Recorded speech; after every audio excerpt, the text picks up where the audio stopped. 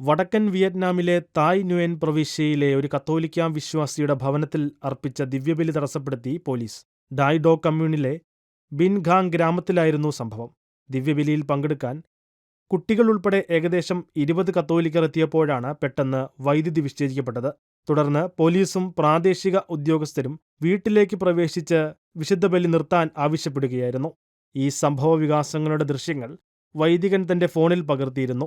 ഇത് ഉദ്യോഗസ്ഥരുടെ ശ്രദ്ധയിൽപ്പെട്ടപ്പോൾ വൈദികനോട് അത് നിർത്താൻ ആവശ്യപ്പെടുന്നതും ദൃശ്യങ്ങളിൽ കാണാം.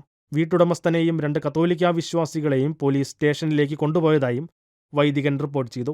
ഉദ്യോഗസ്ഥരുടെ ഭാഗത്തുനിന്നുണ്ടായ ഈ നീക്കത്തിന്റെ കാരണം വ്യക്തമല്ലെങ്കിലും ഇവർ ഒരു വിശ്വാസിയോട് അദ്ദേഹത്തിന്റെ ജന്മസ്ഥലം എവിടെയാണെന്ന് ചോദിച്ചിരുന്നു. വിയറ്റ്നാമിൽ ഒരേ അധികാര പരിധിയിൽ രജിസ്റ്റർ ചെയ്തിട്ടില്ലെങ്കിൽ മതപരമായ ഒത്തുചേരലുകൾക്ക് ചിലപ്പോൾ അനുമതി നിഷേധിക്കാറുണ്ട്. അവിടെ പ്രദേശവാസികളായവർ മാത്രമേ ഒത്തുകൂടിയിരുന്നുള്ളൂ. എന്നിട്ടും അധികൃതരുടെ നേതൃത്വത്തിൽ വിശുദ്ധ കുർബാന തടസ്സപ്പെടുത്തുമ്പോൾ അത് കത്തോലിക്കാ വിശ്വാസികളെ ലക്ഷ്യം വെച്ചുള്ള ഒരു നീക്കമാണെന്ന വിമർശനവും ഉയരുന്നുണ്ട്.